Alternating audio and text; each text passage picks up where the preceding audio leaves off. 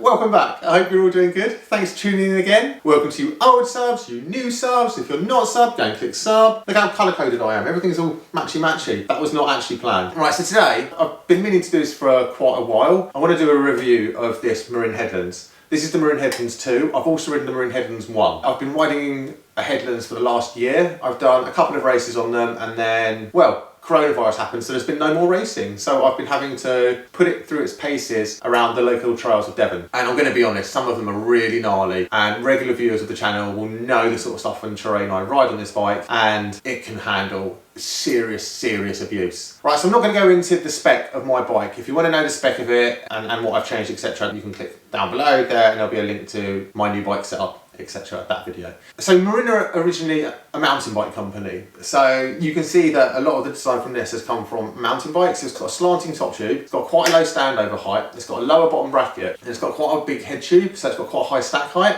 That's one of the reasons I sized down from a 58 to a 56, because the stack height is quite high and I'm like kind of on the cusp of the two sizes. As I'd be at the lower end of a size 58, I figured why not put a longer stem on. So the Headlands comes with quite a stubby stem, and that's for the handling. It would make it really responsive and really good on tight technical trails. I like to race and go fast. I like a long and low-ish position, so I've got a longer stem on a 56. If you are thinking about getting a Marin Headlands, the sizing on their website is pretty bang on, but if you find that you're at the top end of one size, or you're like 1 centimetre over, that's when I'd suggest maybe you want to think about sizing down and putting a longer stem on, because the stem that does come with them is quite short, and if you're used to riding road bikes like I am, a 56 with a 110mm stem makes it a perfect fit for me. But if you do have any questions about sizing, feel free to ask me questions in the comments below. So it's a full carbon frame and fork, and that's kind of the main feature of this. A lot of bikes, right, it's the same group set, it's the frame, it's the same components, it's just a different frame. So like I said, the geometry, the standover, everything is a bit more relaxed on this. So it's not like your racy, straight top tube, quite small clearance gravel bike. It's got quite large clearance, in fact. Like this has got 44mm in the rear, and there is room for a wider tyre. Probably get a 46, 47. I personally would like a little bit wider clearance in the back, because there's a huge clearance in the front, and I think it would be nice to be able to chuck a really big pair of tyres on. But I mean, I'm really nitpicking here. Right, so what you get for your money, this model is £2,700 or £2,695, which I think is really good for a full carbon frame with a GRX group set. The only part that's not GRX is the crank, so that's been done to keep the cost down, so it's got an FSA crankset on it. The stock wheels it comes with, I mean, they're really decent wheels, but they are on the heavy side, and for me, well, I've got a nice wheel sponsor that gave me some nice new shiny wheels. But I mean, if you're just getting into gravel racing, gravel riding, they're going to take anything you can throw at them, and they are a decent wheel set. What do I think of it? Well, honestly, I love how much abuse it can take. I was unsure about the geometry to start with, I must point that out. I'm used to a racier feel. I come from racing road and track. So the slanted like top tube, the relaxed geometry, I was like, is it just going to be fast? And after riding it, you know, everyone always says it's the rider, not the bike, and it is true. You know, it's a really good bike. You can pimp out the frame and build a real lightweight kind of racing machine. You can leave it as it is, and you can just use it for a shredder and totally abuse the hell out of it, and it will take anything you can throw at it. The lower model, the Headlands 1, has the SRAM Apex group set. This has the GRX, and essentially the wheels are the same on the higher model. So what you're paying for with this model is the GRX group set. How does it ride? Should you buy it? I mean, let's be honest, that's kind of what everyone asks me. So if you're going to spend £2,600, £700 on a bike, it needs to be good, right? So for me, it needs to be able to take the abuse you can throw at it. Well, it ticks that box. It needs to be comfortable on long rides. I can tick that box too. I mean, I do need to tweak my position, but that's not the frame, that's my bike position. Out of the box, can you ride it, race it, and have fun on it? Yes, you totally can. So would I recommend buying it? Well, honestly, yeah, it's a really good bike. I mean, gravel bikes are designed to be ridden on gravel, and that's what I really like. I like that ability to hit the road for a bit, jump off, get on a nice gravel trail, pin it down there, and just explore. And the really good thing about this bike is, around here, some of the trails go from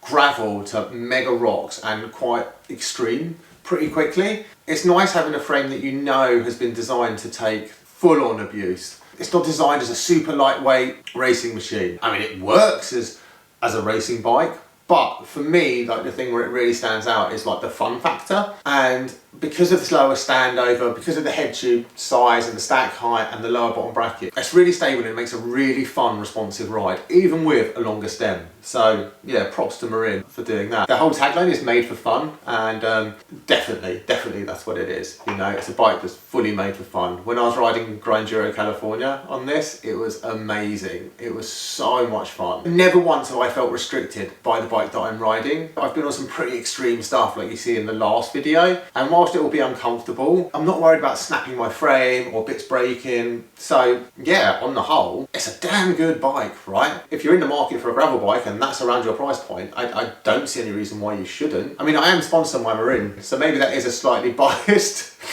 opinion. You guys have seen the proof, you know, you've seen how I ride this. I think that kind of speaks for itself. So I will talk through pretty quickly. Okay, so like the GRX group set, like it never misses a shift. The SRAM Apex group set was also spot on.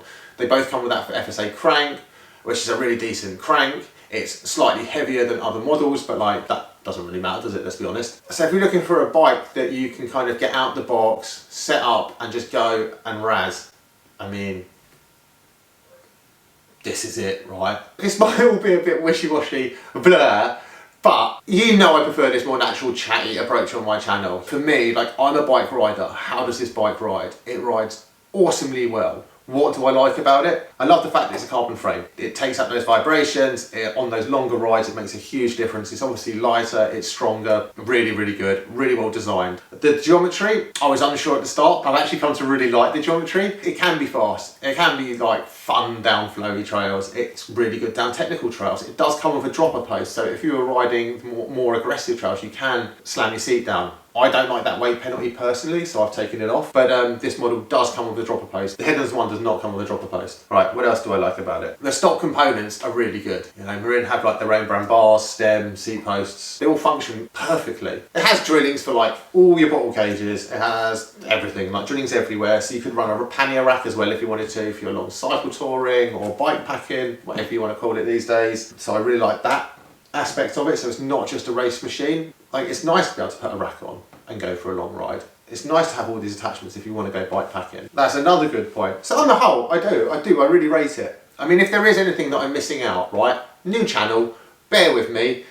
Let me know in the comments below if there's things about this bike that you do want to know, because as you guys know, I reply to all of your comments, and if you do have questions, just ask them below. The good points are, it's just really good all round. I really like it. I keep on repeating myself, so I'm not going to go into that again. Bad points. I like wider tyre clearance in the rear, and for me, I don't know how this works with geometry because I'm not an engineer. I don't understand all this stuff. So I personally would like a slightly higher BB. I pedal through things a lot. I like to pedal the entire time. Maybe that's from my fixed gear background, but you know, it's a lower bottom bracket, which makes it more stable and more fun, but I think that I could just turn it up a tiny bit. So on the whole, I mean, I can only think of like a couple of bad points. That's not bad, hey?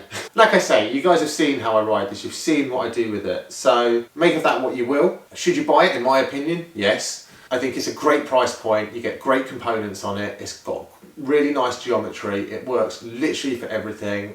And I love it. So if you do have any questions about this bike, let me know below. Hopefully this isn't too wishy-washy, it makes some sort of sense. Like I said below, comments are important to me. Let me know below what you think. Thanks for tuning in again. I've got some cool stuff coming up soon.